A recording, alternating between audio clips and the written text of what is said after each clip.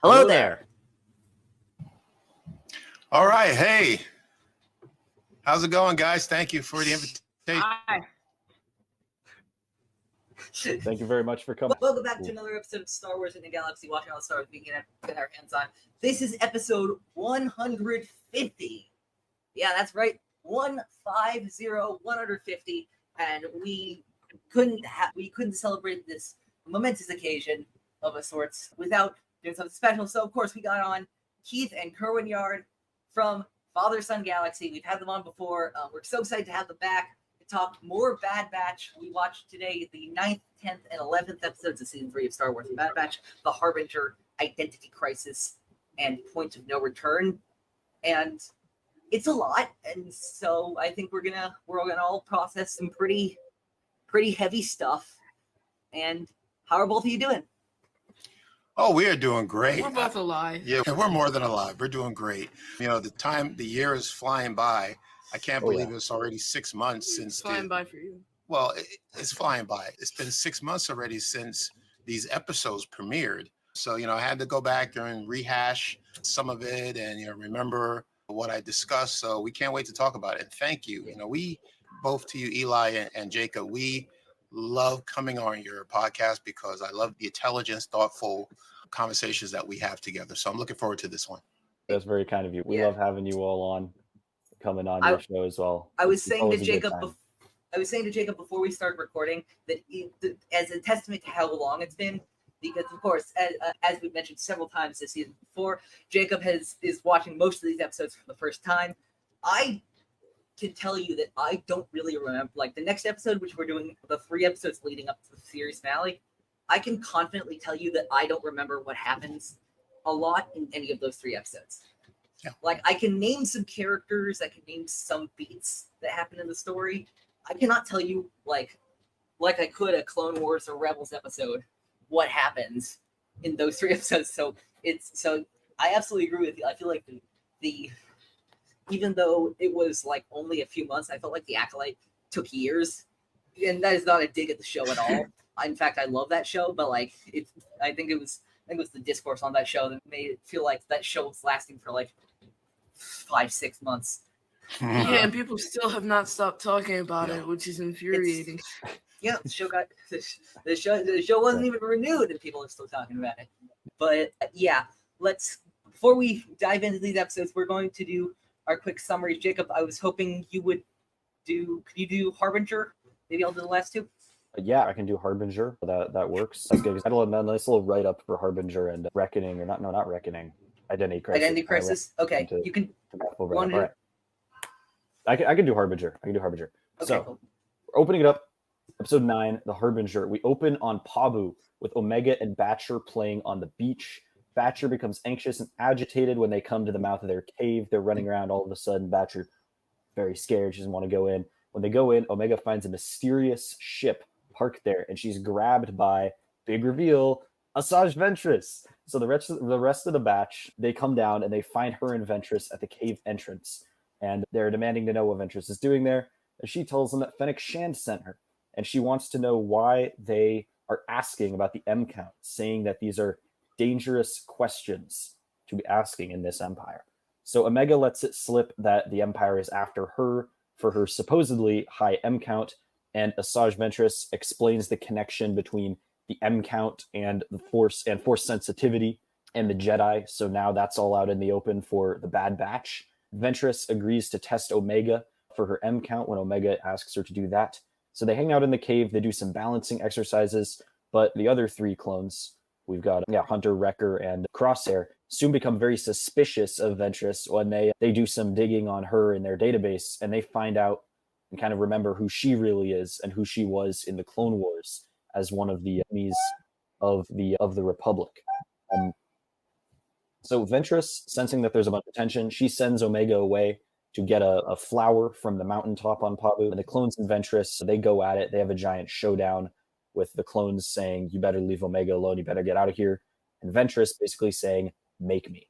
So Omega returns to finding Ventress, lightsabers drawn, holding Wrecker in the air with the Force, thoroughly dominating the three clones who tell her, Ventress, she's not who she says he is. However, she's not who she says she is. However, Omega urges the Bad Batch to give Ventress another chance, and the next day, Ventress takes Omega out onto the ocean on a boat to teach her more about reaching out through the Force. Omega can't do it at first, and is kind of saying, "Hey, Ventress, I don't know what your deal is. I don't think you know anything about this." But Ventress, she quickly silences Omega's doubts by summoning a giant school of glowing sea creatures. However, she accidentally summons a giant sea monster as well, who almost eats them. The Bad Batch try to rescue them on the Havoc Marauder, but Omega urges them to trust Ventress, who uses the Force to calm the sea monster and let them both go. Back at the cave, Ventress says that she does not think that Omega has a high M count, but Crosshair accuses her of lying, and we're left with a little bit of ambiguity there. Ventress ends up leaving, but not before warning the Bad Batch, you're not as safe as you think you are on Pabu. In Identity Crisis follows a day in the life of the new chief scientist on Mount Tantus, Dr. Emerie Carr, as she was promoted in the wake of Nala Se's imprisonment. We see the entire process through the eyes of a young Tarlafar, I believe is the species, Bairn, who shows signs of force sensitivity as an infant, is prompt, and by destroying accidentally a vase that a vendor was selling out in an open marketplace, the vendor calls the Empire on him, and they send a Class 1 bounty hunter, in this case Cad Bane, to kidnap Baron away. Bairn. I keep the Y and R in a weird place. So I'm like, is it Baron or is it Bairn? Bairn, I think it is. From his mother, and eventually transport him to the secret vault on Mount Tantus, which Emerie is shown for the first time, which houses several Force-sensitive children who contain high M counts, who are being held captive by the Empire and being subjected to various amounts of experimentation due to trying to transfer M counts into some unknown clone bodies. But we all know who it is. That's Identity. I'm trying to think if I forgot anything on Identity Crisis. Yeah, no, it shows the whole process of that. And Dr. Hemlock advises Emerie to not form any attachments and limit communication with any of the test subjects. Despite that, she does try a little bit to make things a little more tolerable for the captured and imprisoned children in the vault. A little bit. And finally, point of no return. Following the coordinates from Sid, the Empire, Clone Y specifically, as we've been calling him, tracks down Fee Genoa and downloads the coordinates of Pabu from her ship on a tip from Sid. And Clone Y goes in ahead of time as an advance team to cause an explosion on Pabu, which he does, ravaging the Havoc Marauder and knocking Wrecker unconscious. The Bad Batch and Omega were already going to leave anyway, but Clone Y successfully prevents their escape by grounding the only ship on the planet, and then commencing an air raid on the village of Pabu, wanting to capture Omega at all costs, doing whatever they can to get her. Omega realizes this, and through a series of deliberations with Crosshair and Hunter, she decides that she needs to give herself up so that she can be tracked back to Tantus, and that the Bad Batch in the end can take the facility off the grid. Crosshair marshals up all his strengths and aims at the transport ship that Omega is taken away on, and misses, leaving no leads on where they're going to find Omega, who they just gave up to the Empire. Ending these three episodes on a surprisingly tragic note. What a group of episodes we have. I think we should just get right into this with the Harbinger. So I'll throw it to Keith and Kerwin first, which is, we knew it very much ahead of time. I think it was I'm forgetting if it was the first or second trailer that really had Ventress to the centerpiece of it. We knew ahead of time that Ventress was coming. What were both of your thoughts and hopes and feelings about Ventress's return? Well, I'll say the Ventress showing up was not on my 2024 bingo card, for one thing. Secondly, it's just really weird how they never gave a full explanation. It's been around half a year since that episode came out, and we still don't know how or why Ventress is alive. And like they said, the Dark Disciple novel is still canon, but at this point, I really don't know, because kind of doesn't look like it, considering they brought back a character who famously died in that book. Yeah, that's interesting. Yeah, when we talked about it, and you're right, Eli, we saw Ventress in the trailer, Spoiler. which thinking about it now, well, even when the episode first aired, I was under the impression that because she was in the trailer, that she was going to play a bigger role in the series. Yeah, and I assumed it'd be based on flashbacks. Yeah, exactly. But it turns out that she was only in that one episode. And like Keith says, at this point in the timeline, Ventress is gone. She's dead. If you read Dark Disciple, you know how her life ended. So all of a sudden, she now appears in the trailer, and everyone is like, "Whoa, how did this happen? Where did she come from? Who is she? What is she? The real Asajj, or is she a clone?" None of that was addressed in the episode. I think the problem with that it overshadowed what the episode was about. Yeah, it also felt like a bit of a cop out. Yeah. How no one's explained it yet. Like how in the Guardians of the Galaxy Christmas special, this is a fun fact. So James Gunn tweeted that how Nebula got Bucky's arm is she literally went down to Earth and pulled it off of him, and then went back to space to give it to Rocket because she felt Christmassy. Like stuff like that. That would make more sense if one of the writers or directors of the show released a tweet like, "Hey, so Ventress was cloned and that's why she's there." Just a little explanation, because I can't really see a way for them to weasel it into future media. Yeah. They had an in with Tales of the Empire, and they didn't take it. Yeah. Considering that 3 of the episodes were featuring a Night Sister, but they didn't take that. So yeah, that's a good point. Still don't know, actually. Yeah, I mean, at the time when we saw the episode, I said to Keith, "Well, I agree that with the way she was handled in the episode, because we didn't want to stop and discuss how she came back." When it's not really her story. It's the Bad Batch's story. It's Omega's story. But I was hoping, it's been 6 months now, that we would have something, like a new animated series, or like he said, Tales of the Empire. That would have been a great opportunity to tell Asajj's backstory, but we didn't get that. Also, putting Ventress in the trailer for Bad Batch Season 3 is kind of like putting Luke in the trailer for Mando Season 2.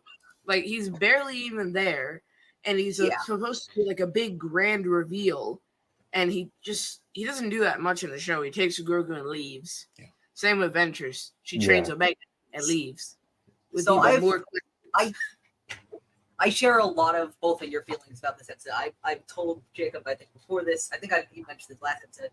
This is probably my least favorite episode of this season of the Bad Batch. It's not that I hate it. I think it's good. I think that it doesn't quite rise well with the other 15, 14 in this episode. I was never a humongous fan of Ventress to begin with. I don't hate her. I just she was mostly just kind of there for me in the Clone Wars. I still think, and the next animated show has a very good chance of being about her. I really do. Like both of you, I was thinking, Tales of the Jedi Season 2, as we were calling it before we knew it was Tales of the Empire. That's one of the 3 of the shorts are obviously going to be about Ventress, and then of course they weren't. And it is the thing that really got me going. Honestly, that actually the Bad Batch has done before in Season 1, when Rhaegar returned, where Ventress says, "I've got a few lives left" at the end of the episode. I'm like, come on, you're teasing us with how she came back, and then you're still not telling us? Like that Rhaegar is, I survived an explosion once in Season 1. I'm like, yes, we know that. How did you survive the explosion? But there's also the line, which in my head, which might seem unrelated, but has really gotten me to accept a lot of this stuff. Because I used to be very hardline. Characters should not come back from the dead unless you have a really good story. And part of the thing that changed my mind is, as of now, my favorite live-action episode of Star Wars television, far away, Episode 6, Ahsoka. in which Thrawn says, I forget the exact quote, but Thrawn basically says something to the essence of, like, evading death or cheating death is a brand of trickery that is especially familiar to both the Jedi and the Night Sisters, which I felt like was kind of a little meta nod by Dave Filoni to say, hey, maybe a little bit. If they can use the Force, we can do whatever we want with them. Like, you stop asking, we can do whatever we want with them if they use the Force. And, like, we have no idea still how, like, the Night Sisters really function. Like, we've seen a few of their rituals and stuff like that. But, like, I remember actually at the time, I think Christy Golden, who wrote Dark Disciple, I believe she tweeted, like, she was okay with it. And so, like, I have to believe we'll get an answer at some point. Yeah. I might have... Sorry, go ahead. Go ahead. No, go ahead. Okay. On the topic of Dark Disciple, you know, I think I might be the only one. I'm not sure. I have not read it. And so I think you all talked about feeling a little confused when Ventress came back. I was just like, Ventress is back. Hooray. You know, I always was a big fan of Ventress in the Clone Wars. I thought that, you know, I thought she was a pretty fascinating character, you know, pretty awe-inspiring, you know, as her Sith assassin form. And then, you know, she kind of goes through what she goes through, you know, with the Night Sisters and then becoming a bounty hunter, kind of leaving her story off on an ambiguous note with the end. You know, she kind of just fades in the background. So I really enjoyed the fact that they brought her back. I agree that it could have used a little bit of explanation. I mean,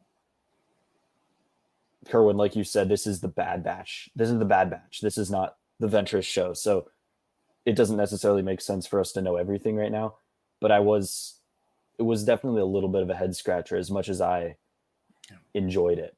I will say that much. But I will say as well, you know, I really enjoyed how they utilized Ventress in this episode, how they portrayed her throughout the Clone Wars. You know, we don't see her in a very sympathetic light most of the time. You know, she is the villain. She is the foil to Anakin and Obi-Wan's plans. You know, she is always jumping out of the shadows and attacking the Jedi and the clones and attacking the heroes and the people that we're rooting for. And then she just goes through so much pain and loss. It's unbelievable, you know, in the Clone Wars and in her life. You know, she loses her Jedi master, her mentor. I forget his name. Eli, Kyneric.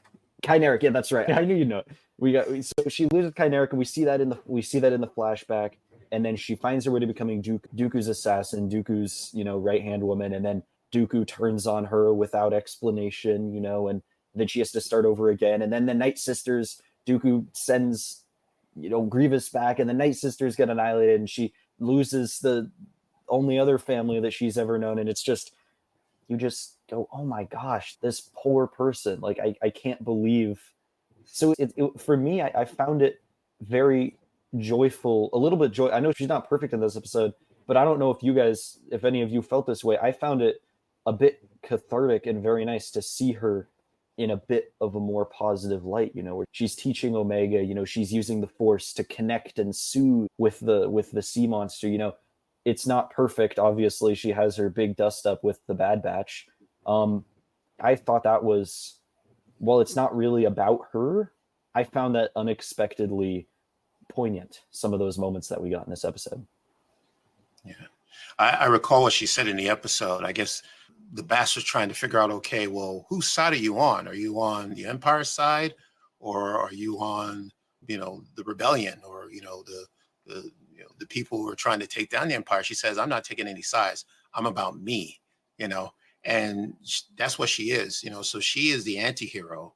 She is the same way in the book. I said, I'm not going to spoil it for you. You say you haven't read the book, but she plays that anti-hero character in the book, because you're right. She has been through a lot, and, you know, she's lost her master, and her second master or third master. I think she had more than one or more than two, but Dooku turned on her, yes, because the Emperor Palpatine was trying. Well, the Emperor understood what was going on with Ventress. He didn't like Ventress because he thought that Ventress is being used to replace Palpatine.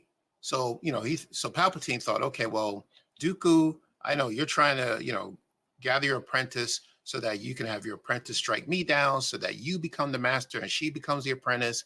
I want you to put this to bed. I want you to, take her out. I don't want any parts of her. And that's the reason why Dooku turned on her.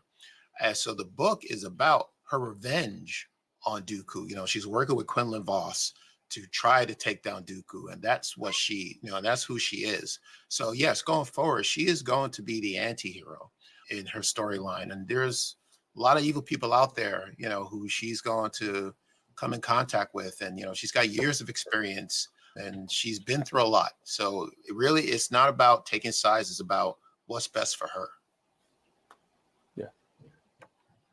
That's another point that I was just thinking of, which you brought up there, Kerwin, which is like the idea. That's another thing that's a little confusing about this episode, which is like it's been now 18 months or so since the formation of the Empire. We don't exactly know how long Ventress has been resurrected for, so that's the only wiggle room with this question.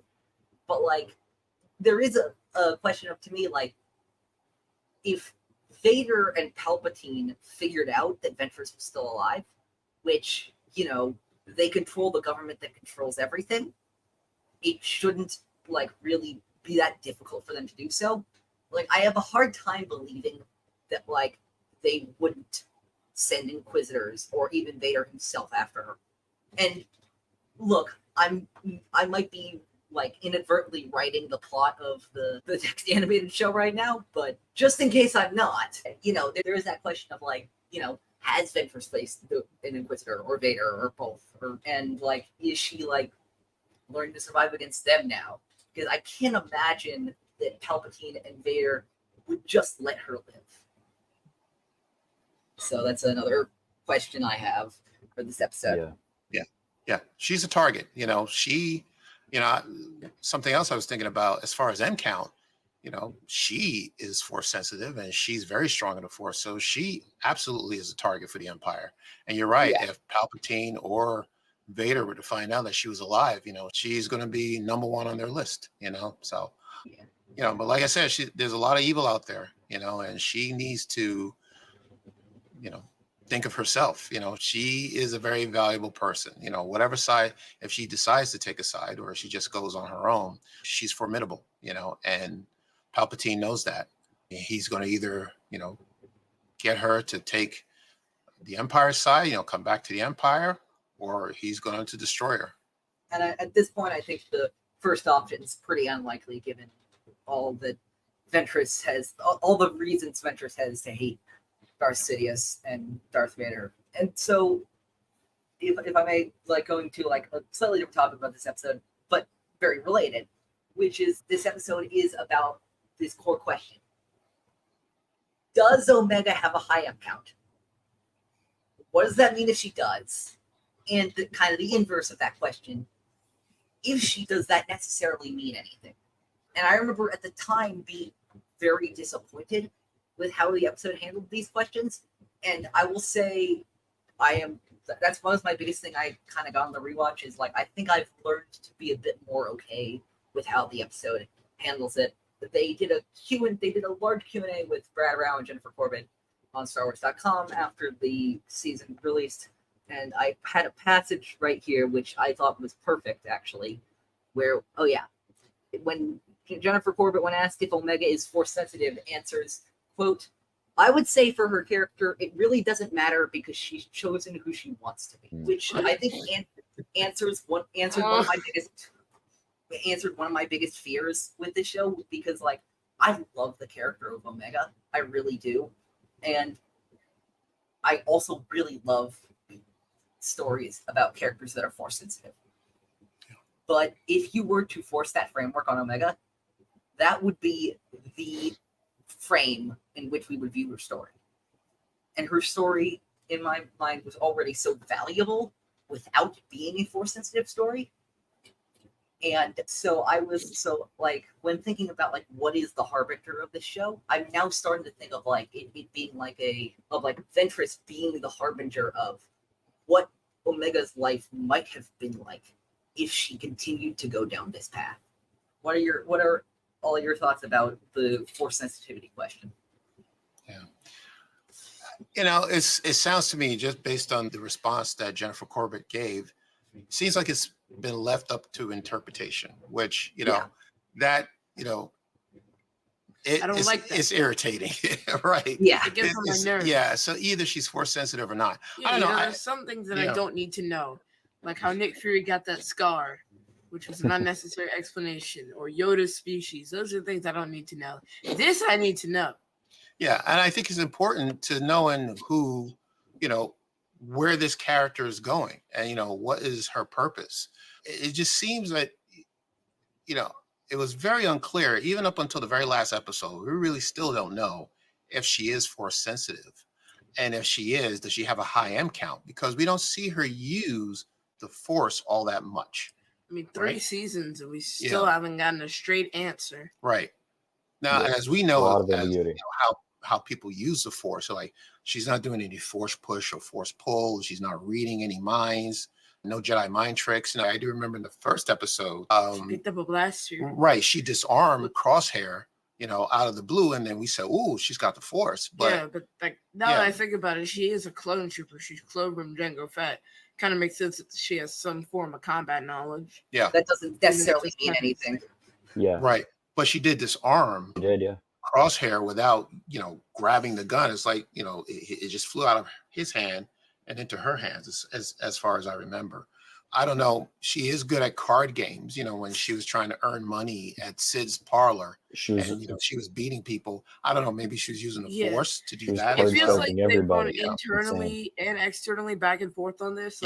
Maybe there was an intent to make her force sensitive, and then when the script for season 2 came out, they just decided not to go with that. And then season 3, they decided to answer the questions with more questions by, leaving it up to us to decide if she's force sensitive or not. Yeah. I mean, so we don't know. We still don't know. I mean, one question that I had that I was confused by was, earlier in the season, I can't remember exactly which episode, but near the beginning of the season, when we see Nala say, kind of taking liberties with Omega's samples, aka deleting them so the Empire can't see them, I thought that the implication, and I thought that there was some implication or maybe confirmation that the reason that she was doing that was because Omega was successfully replicating the high M counts with her sample or whatever they were doing.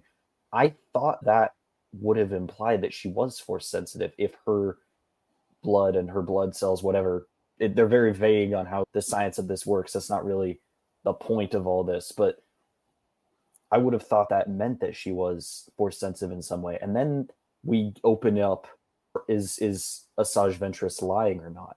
Because the rest of the clones seem to think that she is. And to me, it was very almost frustrating. Like you guys said, it was almost frustratingly ambiguous. I was hoping for something, Overly complicated I was hoping for something. Explanation that I've made for myself. I remember because I am kind of in the camp of Omega is not force sensitive in the typical way we would describe a force sensitive, but the way I describe the whole procedural thing, which again, I'm not saying it makes a whole ton of sense, but it makes as much sense as I can make it make sense, which is that her blood, it's not that her blood has a high M count necessarily, because what they're trying to do is, they're trying to transplant midichlorians from one body into the other, but it seems like in most transfers, as we've heard them say, that there is a decrease. There are some midichlorians that are lost in the transfer. And so my interpretation is it was something about her blood that using it as a staging ground for transferring midichlorians did not, for whatever reason, cause that drop off. Now, is that a good explanation? No, but it's the best we have. I see what you're saying, that it's possible that she facilitated the transfer without herself being force sensitive. That makes sense. And I know this kind of goes against what you always say, which is that Star Wars is about the why, not the how. And that's why we sometimes have different directors and writers, taking liberties, not everything always lining up. So I don't know. That's neither here nor there. But and you can't credit that to me. I'm crediting that to the great Star Wars podcasting who we got that from. Of course, that would be Ken Knapsack of Force Center. Nice. It's a Ken Knapsack classic. All right. And almost entirely agree with him. In almost, like, I'd say 98 to 99% of cases agree with him. And this is the one case where I'm like, can I know how? But also, can I know how? Yeah. Well, thinking about the bigger picture, very well said, Eli. Thinking about the bigger picture, about if we don't get an answer about the midichlorians and Asajj Ventress doesn't come back and she doesn't figure further into this, why this episode was what I kind of kept asking myself, and something that I kept coming back to was that Omega seemed almost a little bit disappointed when Ventress told her, you don't have the M count. I don't think that you're force sensitive. And I was wondering kind of why that was, given that she doesn't know all that much about it or the Jedi. And I think maybe for her, this is about not necessarily am I force sensitive or not, but sort of for years now, the Empire, or for seasons, the Empire has been chasing her, and she's been living this very crazy life. And this would give a lot of meaning to why that is. And I think that's something that we see her searching for in this season. And I was kind of wondering what all of you thought, about why this episode, why this question, sort of on a personal level for Omega and her life. Because that was what I kept coming back to when I was kind of thinking about this episode and thinking about who said what, who did what, and why. Yeah. I went back, since we reviewed the episode and went back and watched it again. I think the problem with this episode that I have with it is that, the question that needed to be answered was, what is M count? And Asajj gave that answer in the first 5 minutes of the episode. Yeah. So everything else to me, whether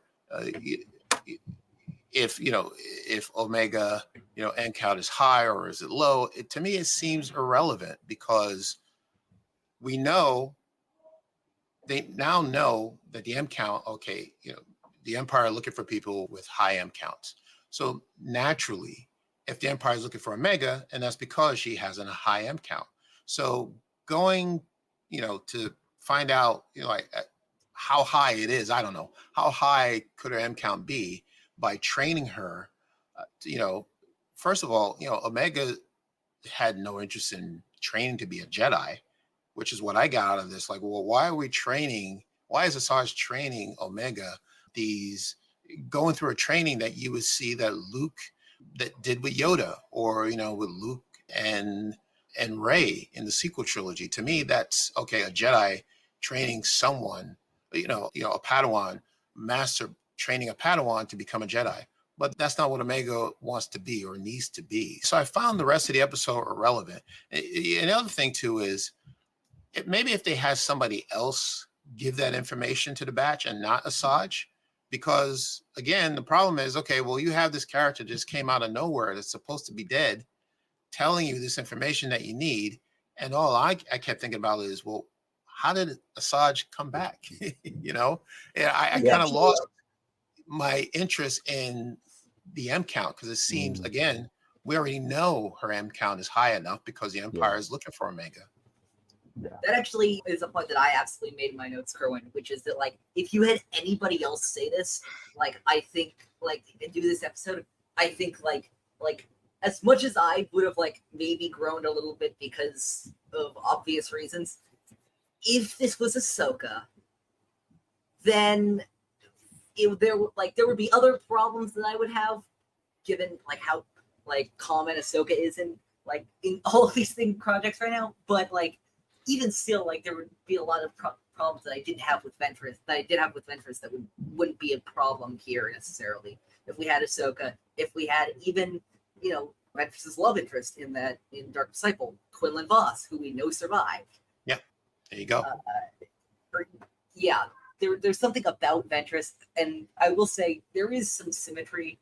I was thinking about this when the episode came out, there was some symmetry because if you think about it, you take these characters who are like adaptations of something already beloved from the prequel trilogy.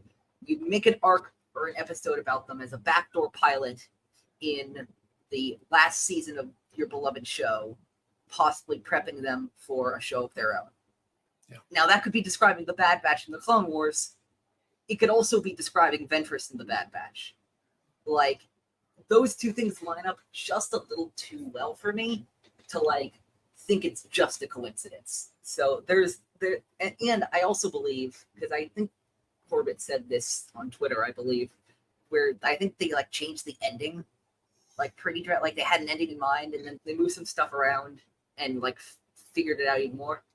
I think there were conversations about an ending where Ventress takes Omega as her Padawan apprentice, whatever. I don't have any evidence for that, but like there's just something that makes me think that was discussed.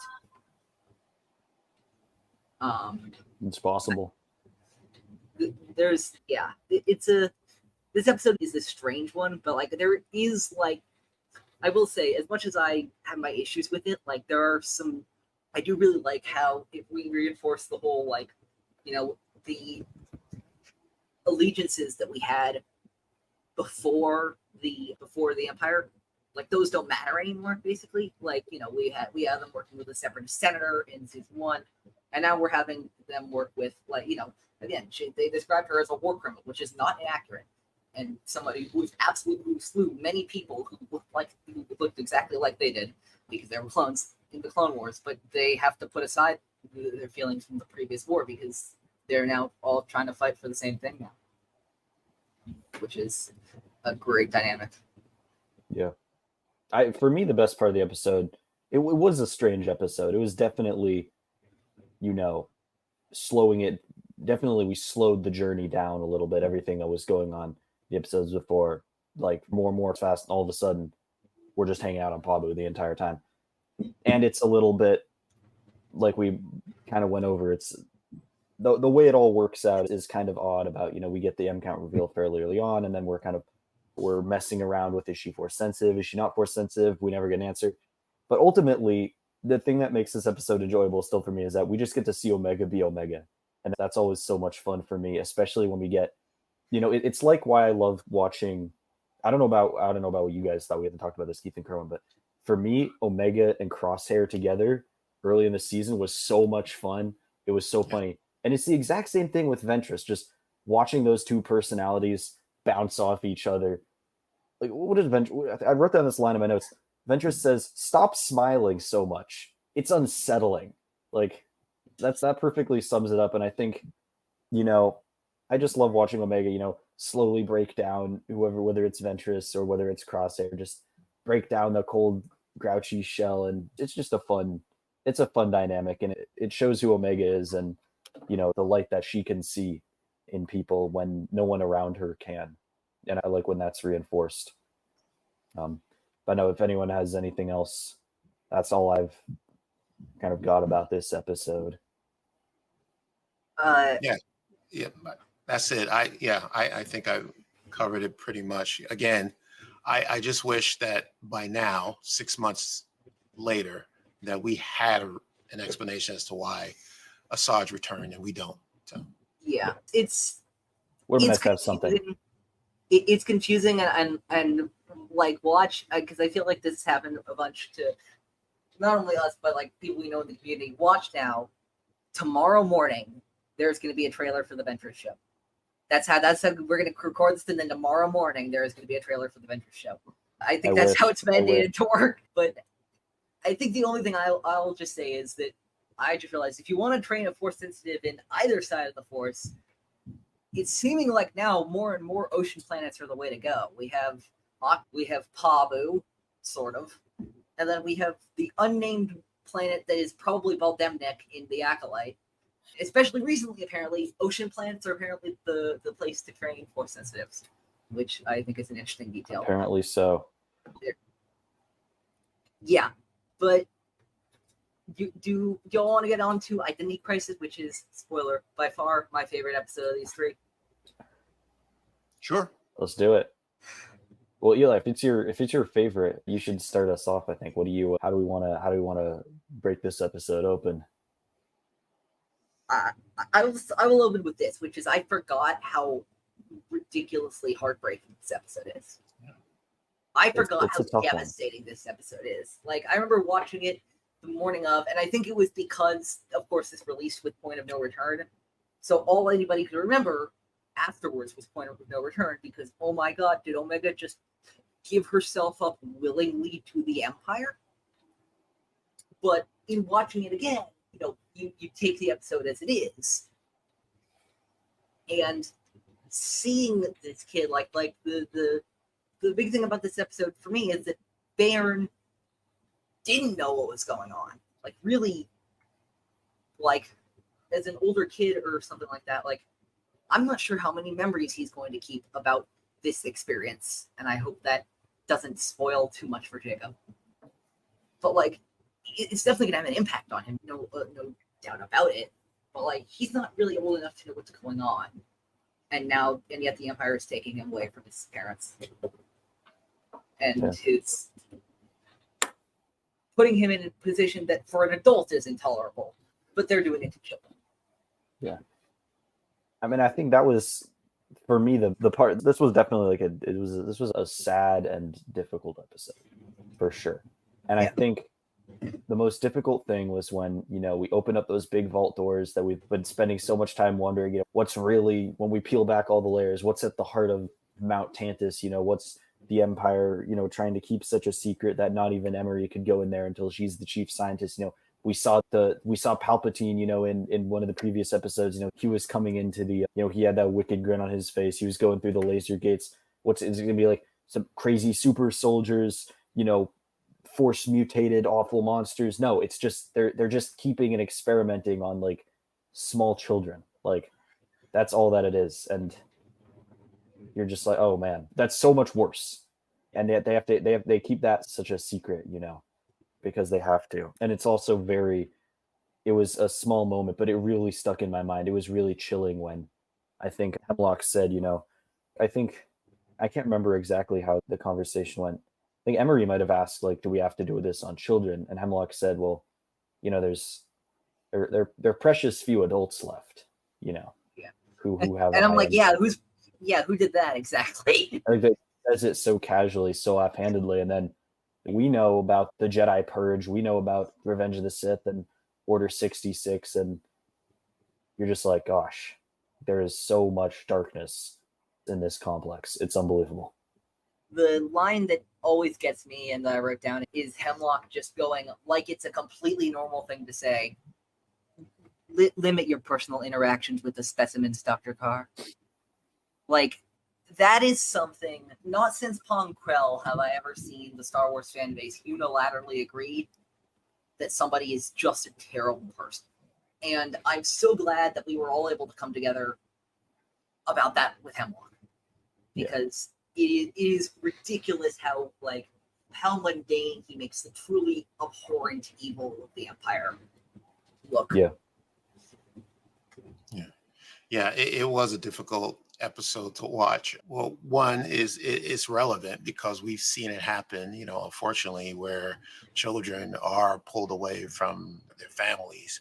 But as far as Star Wars canon, this is nothing new, because that's the job of the Inquisitors. That's what they've been going around, taking Force sensitive. It didn't matter what age they were.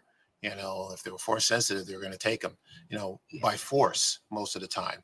By force. Yeah, exactly. I get it. Yeah, right. Yeah. So it's interesting. I get it, but this whole experiment that Hemlock is doing is completely wrong and completely evil. But Emerie is okay with it as long as they're experimenting on adult clones, right? So it's okay. If you're an adult, we can do anything we want. Even though the clones are technically like 10 years old. Right. That's true. Right. They look like adults. But, when it comes to kids, she's got a soft spot for that, Yeah, because obviously you only draw the line of human experimentation on children, not the adults, though. Yeah. The adults are fine. That's that. Right.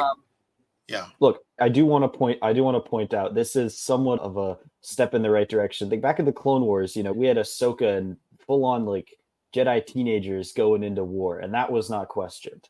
So in that sense, this is a step forward for the Star Wars animation, if you want to look at it from that angle. The weird it is ridiculous. These episodes, honestly, like, and actually, it's something I really love about Star Wars, which is like I think this is an observation that I first heard, which is it's very true from a friend of all of ours, friend of the show, Alden Diaz, and he was like, like people talk about The Empire Strikes Back being the dark chapter in the original trilogy. It's also just like looking at it the funniest of the three, and both of those things can coexist at once. And what I like about this episode is this is one of the bleakest episodes in an already bleak TV show. Yeah. And then you have Toto 360 jumping around, being the silly little guy is, and we don't question it. And we don't question it for him. I mean, he's not like a major part of this episode, but he is there and just like being goofy, and Seth Green is doing what Seth Green does, and it's just like, yeah, no, that clicks, that makes sense. Yeah, it's it's not much more you can say about that, except that we can now see that Emerie is starting to lean towards, okay, well, you know what, maybe Omega was right. I need to get out of this because this is very dangerous. If they're now using children to experiment on the M count, what else can they do? It's the most heinous thing to take innocent little lives, right? Yeah. These kids have no idea why they're there. Of course they're going to do whatever you tell them to do because, they're easily intimidated, so, and they want to go home. One of the other things, one of the doctors working with Emerie, that woman. Yeah. Can we go home? Is it okay? Can we go home? When can we go home? Yeah. And it's like, soon, and really, are they really going to go home? Well, no. I mean, it's taken advantage of. Yeah. Yeah. It's terrible. Yeah. Vampire, bunch of lizards. One of I think the greatest explorations of this is that conversation actually between Nala Se and Emerie in this episode, where they're both coming around to realize, like, that conversation to me is both of them like fully coming around to realize, hey, maybe we were on the wrong side of things, but we're way too late to really do anything realistic about it. Now, we'll see if those sentiments keep being that way later in the season. Not going to spoil anything, but it is this like shocking stark, we're on the wrong side, and we got tricked into being on the wrong side, and only now can we really see we're on the wrong side. I think it's interesting, Emerie has more concern for the other children than Nala Se seemed to, which is interesting because previously I kind of viewed Nala Se as the sympathetic one with Omega, and Emerie as sort of the Empire's enforcer who, for whatever reason, of whether it was she really believed in what they were doing or she wanted to advance her own scientific career, or, she was the one kind of being the enforcer in terms of Omega. All of a sudden that's flipped where Nala Se says, I did whatever I had to do to protect Omega, because Omega's like her kind of her baby, not literally, but like, she cares a lot about Omega. She's her pet project, whatever. And then all of a sudden Emerie's the one saying, what have you let happen to all these other innocent kids who have no more idea than Omega about why they're here or what's going to happen? They're just as afraid. They're suffering just as much as she is. Look at what you've let happen to them as a result. And so it kind of put Nala Se in a new light for me, where all of a sudden I was like, yeah, wait a minute. Like, in trying to do something good, she ended up really kind of enabling something really awful as well. And for me, that was a reframing moment of thinking about why Nala Se is doing what she's doing with Omega. Well, we know that Emerie, from the first few episodes of the season, you could tell that Omega was really chipping away at her, these are Absolutely. your people. Why are you doing this? So now that she's seeing what's becoming of this experiment, now the children are involved. So she's got to step up now, Emerie, you know what I mean? So she's in a position where she knows and sees everything. So she wants it to stop. She can make it stop, but will she do that? Who knows? The buck stops with her in a much Yep. more real way now. I think to an earlier point that you made, Kerwin, I think that of course we do know that the Inquisitors took children. We do know that the Empire took children for varieties of horrific reasons. I think what's so interesting with this episode is in both the Columbus and Rebels, we've seen attempts to do that have failed. This is the first time we've seen it succeed. We knew, of course, in many scenarios, it did succeed, but seeing it actually succeed, seeing Bayard go from his mother's arms to the cold Imperial science facility was just terrifying to watch. And Cad Bane's creepy blue cowboy hat wearing spur jangling. I did I have to the spur this time around. I was like, okay, you know what? The spurs are a cool touch. They put him in. Yeah. They put him in. Was he in Boba? Wait, was he in Boba Fett or in Mando? I'm forgetting now. Book of Boba Fett. Yeah, they put him in Boba. They went all out on the Western thing. It is only right that they show him now just clinking around wearing spurs. He's already had that big ridiculous cowboy hats. No, it makes no sense for him to wear that. But I mean, I was like, okay, this is an incredible non sequitur. But I just gotta mention, of course, he has freaking spurs on now. I mean, come on. I'm really sad now that Crosshair is on the Batch's side that we never had a toothpick off between Cad Bane and Crosshair. Come on, it was right there. Both of them just inexplicably have a endless supply of toothpicks available to them whenever they need to look cool. And Cad Bane, she was just waiting there for Bane to get on the ship, and you just spit out. I'm like, what is this guy's deal with toothpicks? What are both of these guys' deal with toothpicks? Yeah, it's very fun. That each of us has our thing. Jacob has the spurs. I have the toothpicks. Actually, I'm glad that I wasn't the only one who noticed the spurs because that really. Yeah. Oh yeah, it's a very cool sound effect. You can't miss it. I mean, you hear the spurs before you see him. I didn't even make the. I was like, who's it going to be? And then the spurs. Yeah. Yeah. I'm sorry, Keith. I think I talked over you a little bit. Were you saying something? Everybody's talking over each other. I was just saying he's not very stealthy. He's not very stealthy. No. Yeah. I think he goes for style points more than anything else at this point.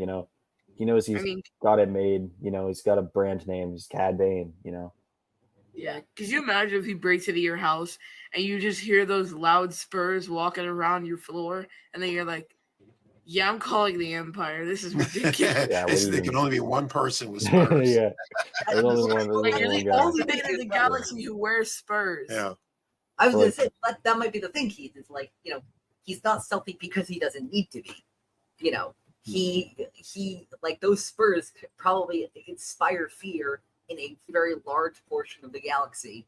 So, when you have that much fear on your side, who needs stealth? Also, if we know what he did to get the hat in the first place, I don't want to know what he did to get the spurs. That's all I'm going to say. If you guys remember that one episode of The Box. Yeah, I don't know that story. How did he get the hat? He shot a guy. He said, "I like your hat." The guy said, "Oh, thanks." Then he shot him in the face and took the hat. Also, that's where Deadpool got that idea. Yeah. Then he looks around and says, "What? It's a nice hat." It's a nice hat. I just took a life. I took someone's life. Who cares? It's a nice hat. That's wow. It's in the box. It's in the box episode of the Clone Wars, and very interesting it's episode. The craziest thing in maybe Star Wars history that has been played for a laugh ever, which is Cad Bane just murders a bounty hunter. It's his fellow bounty hunter, actually, just casually because he likes his hat. 10 out of 10. Yeah, it's very sometimes you look at what especially what the Clone Wars did, and you just stare at it and you're like, how did they get away with doing that? How did they get away with doing that? Yeah. Do y'all want to move on to Point of No Return, to even more tragedy, unfortunately? Absolutely. All right. This is a rough one. I think I've described some Star Wars stuff with this, like there's like an element of, I feel like, Shakespearean tragedy with this episode, where like I once heard somebody talk about, I think it was Romeo and Juliet this way, which is like, you know what's gonna happen at the end of Romeo and Juliet. Yeah. And but every time there's a little part of your brain that's like, well, maybe they can do it differently this time. Maybe people will do things different ways, and these two young lovers don't have to die. It never happens. But there's like a little part of you that constantly thinks, oh, little baby, but maybe this time. And that is what this episode is to me. Like, you know what's going, like, you instinctively know, oh yeah, they're going to capture Omega again.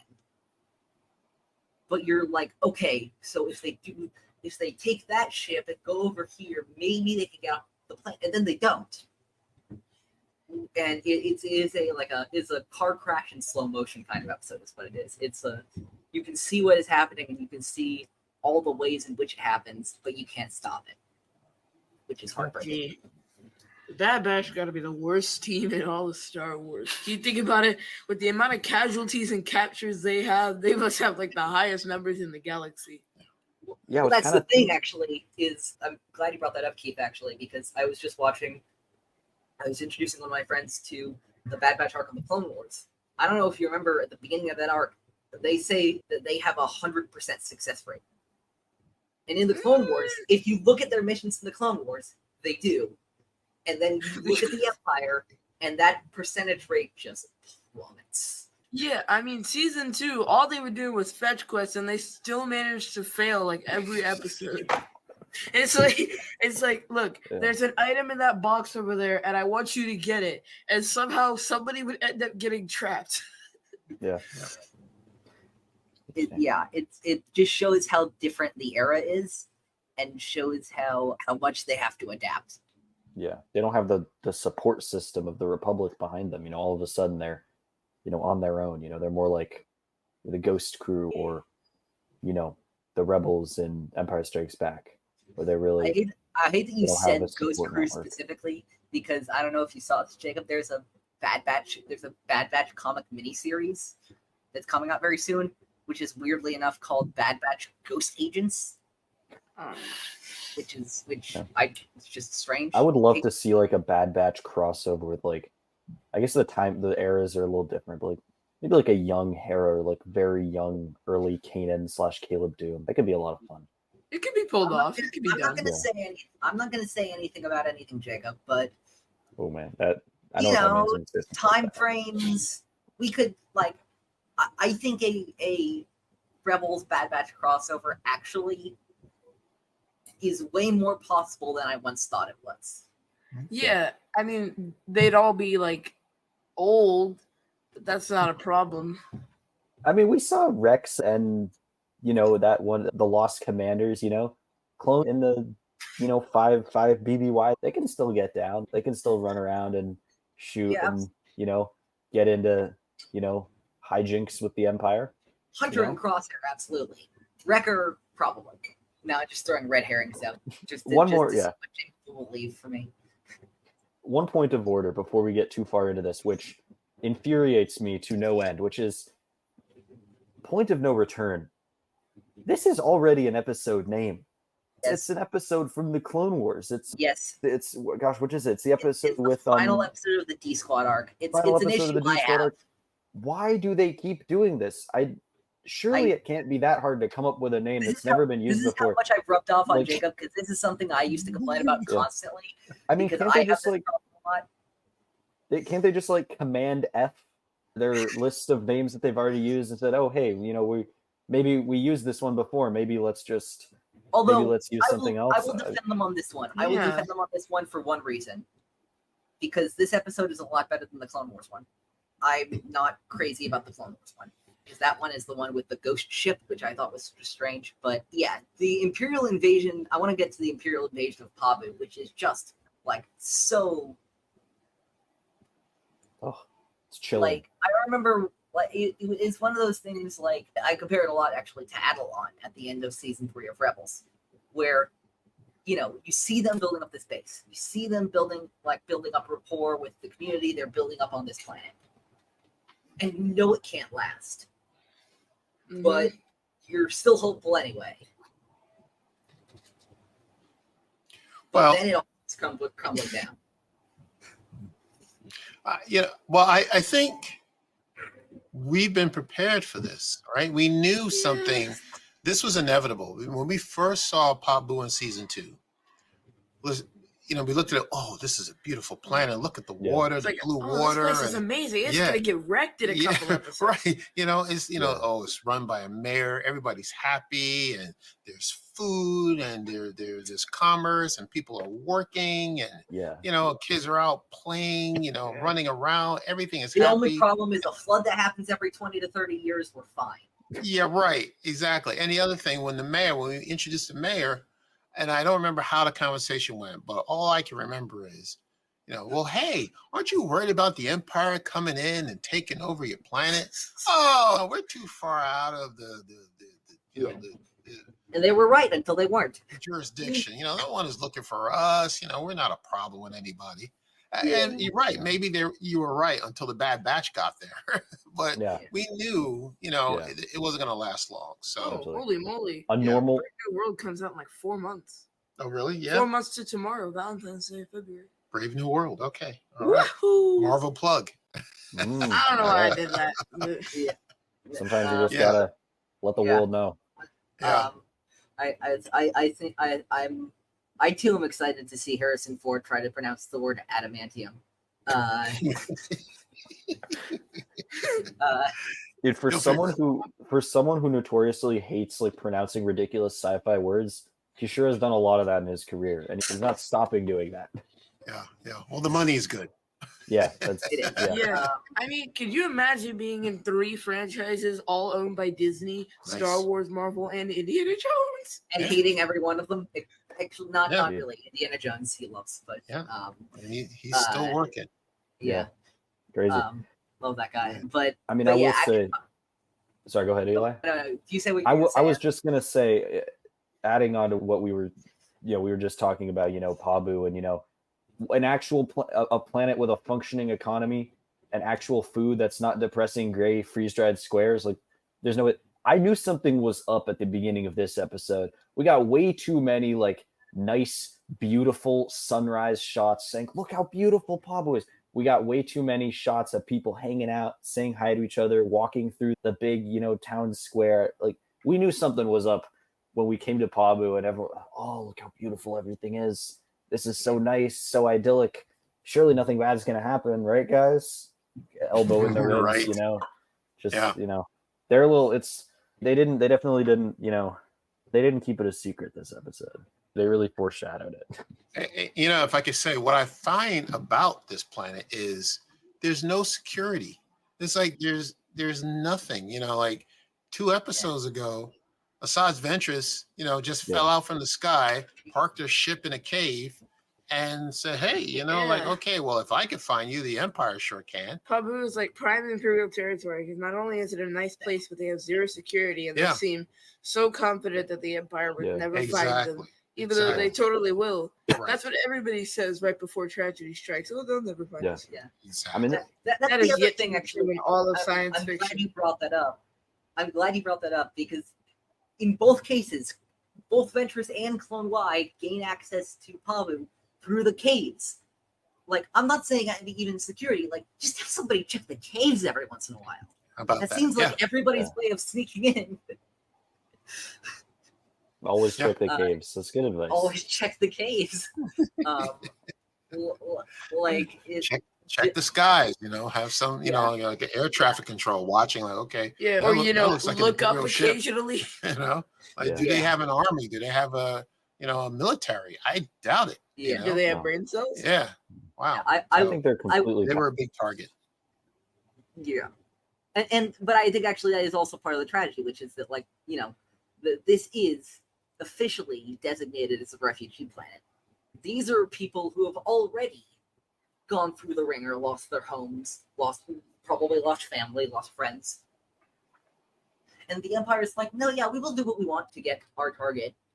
Oh, this is a planet of refugees. That's nice, cool. Anyway, we're gonna like, you know, I don't know.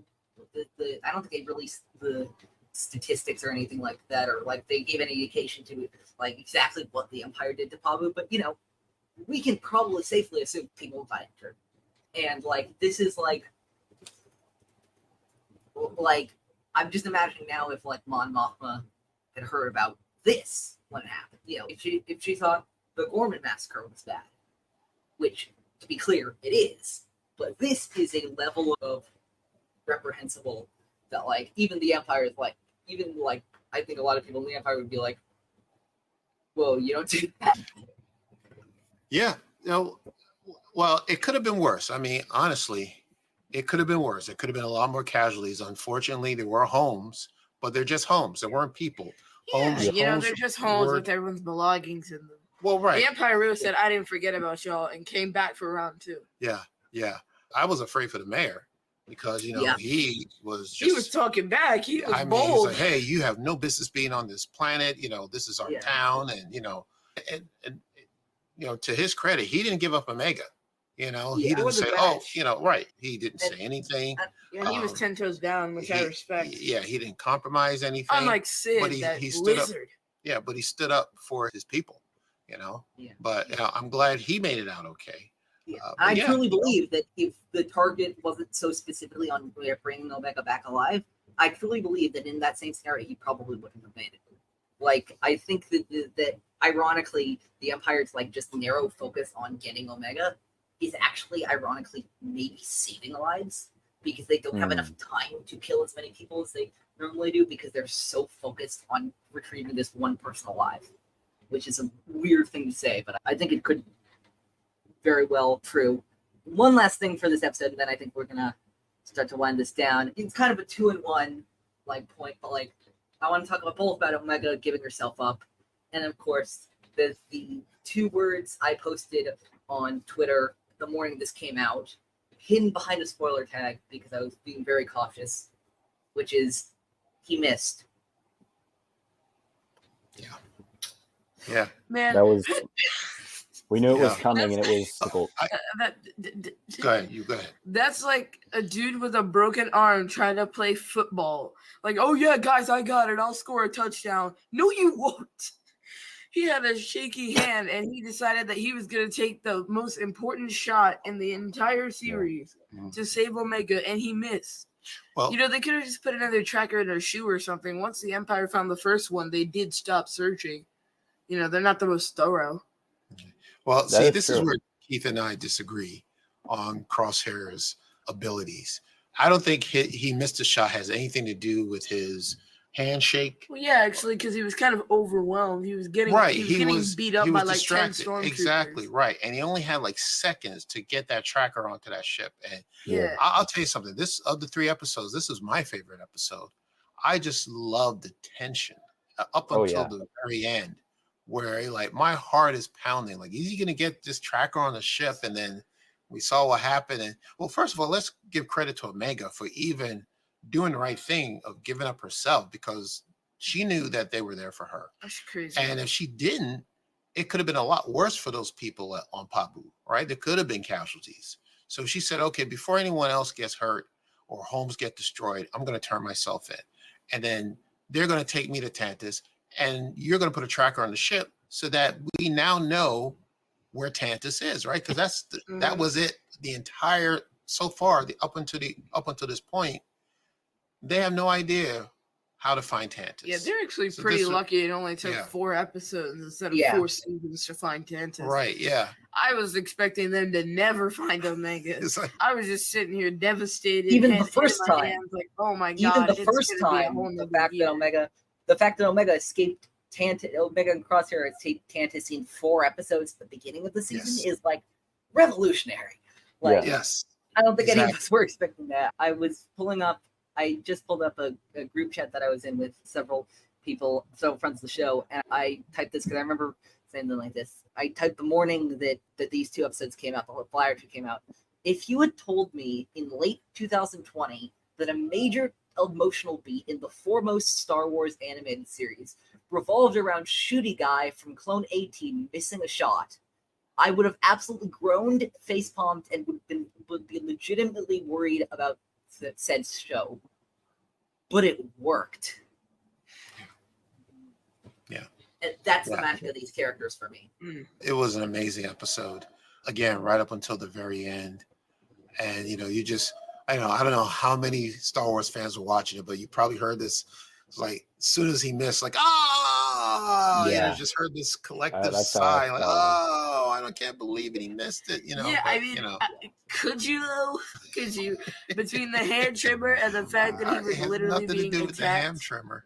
Like, I mean, how would you feel if you had to make the most critical shot of your life with a hand trimmer while getting beat up by, like, 10 stormtroopers? Right. That was impossible. If he made that shot, I would have clapped, gave him a medal, signed him a contract or something. Yeah. Like, that would have been amazing. And I can't really blame him for missing. It's a big oopsie.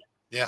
And I'm not saying, like, I'm not, like, totally disagreeing with you, Kerwin. It's not that I think it's due to the hand trimmer or anything, but I do think, like, both, like, the hand trimmer is kind of like a physical representation of, like, a lot of Crosshair's, like, just, like, mental, like, a big mental block he has.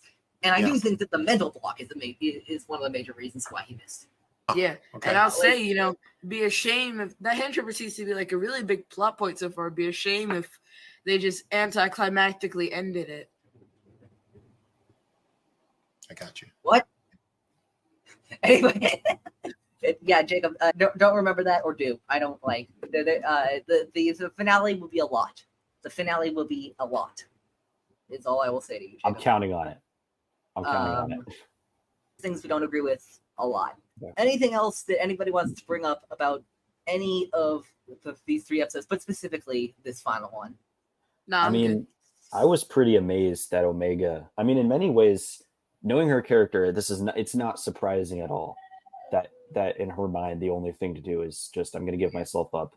I can't let my friends on Pabu get hurt. I have to do what I can, and yet for her to do that is it's unbelievable. That she's I don't know how young she's supposed to be at this point, but the entire last part of the episode, I was kind of floored. Like I really can't remember the last time I felt this way. It might have been with Tech, last season, which we were also discussing at some point. Just going, I can't believe this is happening. Like, we just got back together. We just started feeling like safe again and feeling like this family of what remains of this family is whole together.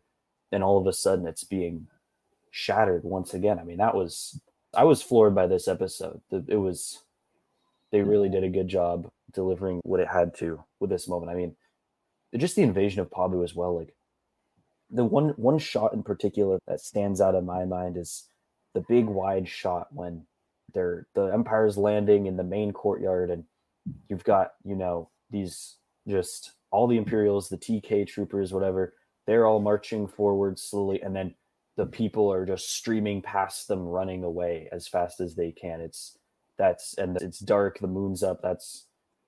That put shivers in my spine. I was like, wow, this is like, it just encapsulated all the fears that had kind of just all of a sudden come into reality, with the Empire finally arriving on Pabu. One last thing I will say about Omega giving herself up, which is that there was a little like tidbit that was mentioned, I believe, both in seasons 1 and 3 of Bad Batch. So I remember at the time being like, why do they keep bringing this up? And now I get it, which is the fact that Omega is technically, in physical age, older than all of her brothers in the batch. And why I think that's so important now is because she is the one who makes the mature decision. She is proving that she is, despite looking like the kid, is the adult in the room, is making the mature decision. I don't exactly remember, and Jacob, I will let you find this out for yourself once we watch the next episode. But I do believe the next episode we see a little bit of Hunter's reaction. It's a lot better than I thought it was going to be. Actually, I thought Hunter would do something like horrible to somebody else. Honestly, but yeah, it's a horrifying end to the episode. And I remember like just that cut to black at the end, and then just abruptly showing the credits is like just such a gut punch. It's horrifying to watch. Yeah, throughout this entire season, I mean, Omega has just matured tremendously. And you're right, coming from who her character was when they first met her in episode 1, season 1, to where we are now in this episode, she has come a long way, and she's seen so much in a short period of time. And, and she doesn't really need to be babied. You know what I mean? She doesn't have to stay on the ship anymore, or, stay behind, or do this, stay out of trouble. She's not that anymore. They look at her as if she is like one of their team members. You know what I mean? So she's out there, with her bow and arrow, and, she's ready to go into the trenches with them. And she is strategic. She can make decisions on her own. She's very quick-witted. And she's very good at what she does. Exactly. And that's just who she is, and she's always been a person who puts other people before her. She never puts herself first. So she realizes, okay, for the good, make sure we save lives. It's me you want. Okay, let's go, and then somehow my brothers are going to find me. That's actually, again, not to go too much into the next few episodes. That is something that I think is really cool that you'll see, Jacob, which is that she is constantly she constantly says this. She has the most steeled of resolve. She is constantly saying to, spoilers, the other kids in the vault, don't worry, my brothers are coming and they're going to get us all out of here. And not for a moment does she waver. Yeah, the level of faith that she has, the level of trust that she has in them to make the decision in this episode, it's pretty amazing. Yeah, especially when you look at where we started with this, and with them not even having the faith necessarily to take her on as well.